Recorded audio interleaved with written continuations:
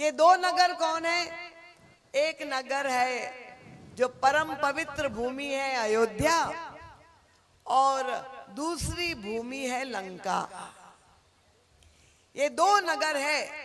अयोध्या वो भूमि है जब भगवान श्री राम का प्राकट्य हुआ, जहां केवल अच्छे लोग रहते हैं, सज्जन लोग रहते हैं, जो संतों की नगरी है वो है अयोध्या। और दूसरी नगरी है लंका। अब लंका मैंने जैसे कहा वो तो केवल बुरे लोगों का नगर है, जहां केवल राक्षस ही रहते।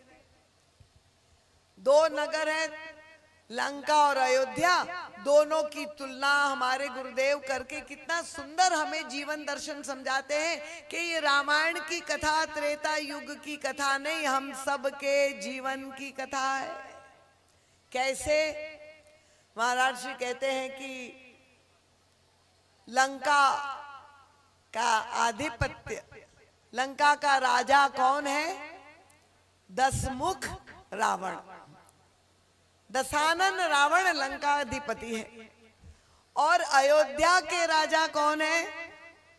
उनका कि चक्रवर्ती सम्राट महाराज दशरथ है। अब ये दशरथ और दशमुख, ये दो पात्र है। आपने सबने नाम सुना है ना, दशरथ और दशमुख।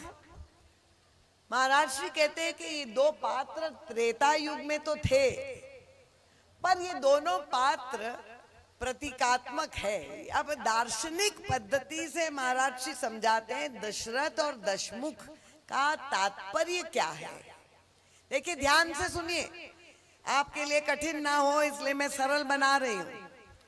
दशरथ और दशमुख दो व्यक्ति तो है, पर व्यक्ति के अलावा ये दो जीवन दर्शन है। इसका तात्पर्य क्या हुआ कि दशरथ और दशमुख के नाम में, उनके व्यवहार में, उनके स्वभाव में, उनके व्यक्तित्व की तुलना अगर हम करें तो स्वभाव में कोई समानता नहीं है, गुणों में कोई समानता नहीं है, कहाँ दशरथ और कहाँ दशमुख। पर समानता एक अगर है कोई, वो दोनों के नाम में समानता है। क्या समानता है? उनका दशरथ में और दशमुख में दोनों के नाम में एक समान है। वो क्या है? दस। बहुत अच्छे श्रोता है, बड़ी प्रसन्नता है, चैतन्य श्रोता ध्यान से सुन रहे हैं।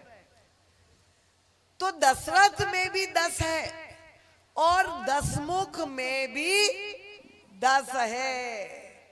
और महाराज श्री कहते हैं कि हम और आप जितने भी मानव जाति है, हम और आप भी सभी 10 है।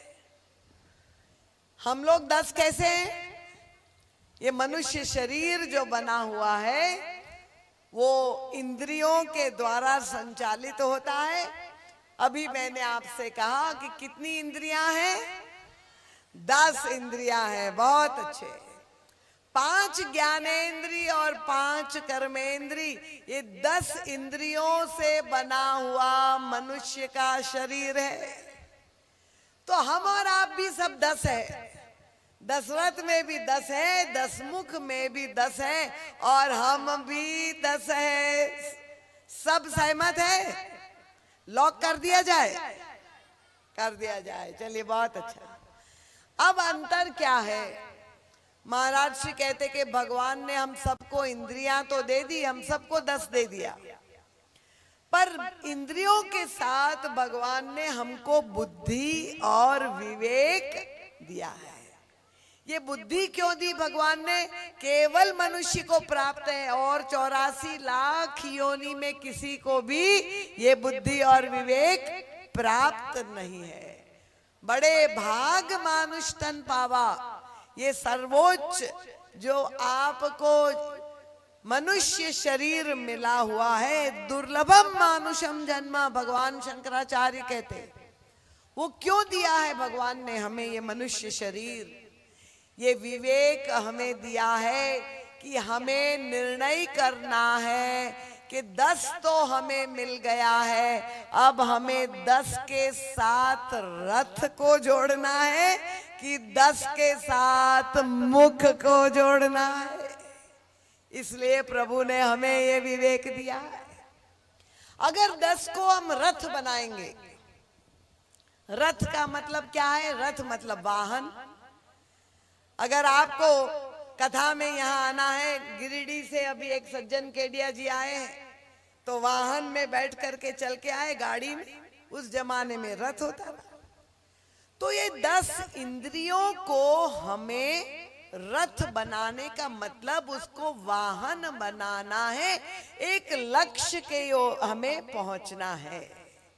तो जितनी भी शक्तियां हमारी इंद्रियों में हैं, इन सभी इंद्रियों को जोड़ करके लक्ष्य क्या है दशरथ जी का? कब दशरथ जी धन्य हुए?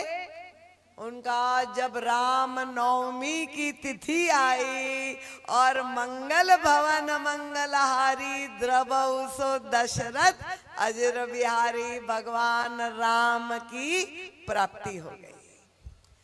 तो 10 को अगर आप रथ की तरह उसका सदुपयोग करेंगे, रथ से जोड़ेंगे, तो आप सभी दशरथ बन जाएंगे। पर अगर हमने विवेक का, बुद्धि का प्रयोग नहीं किया, दुरुपयोग किया, जैसे त्रेता युग में उस पात्र ने किया, तो क्या होगा? उसने 10 को जोड़ दिया मुख से। मुख क्या है आप समझते हैं कि नहीं? मुख मतलब जो भोजन, भोग करने का साधन, उसको मुख कहते हैं। 10 मुख। इसका तात्पर्य यह है कि हम अपनी 10 इंद्रियों के द्वारा केवल भोग करने में पूरा जीवन व्यतीत कर देंगे, और परिणाम क्या होगा? 10 मुख के साथ क्या हुआ? पूरा जीवन केवल विलासिता में उन्होंने निकाल दिया, भोग करने में निकाल दिया। नतीजा ये हुआ, वहां भी राम आए, पर विजयादशमी के दिन आ करके और 10 मुख का संहार कर दिया, उसका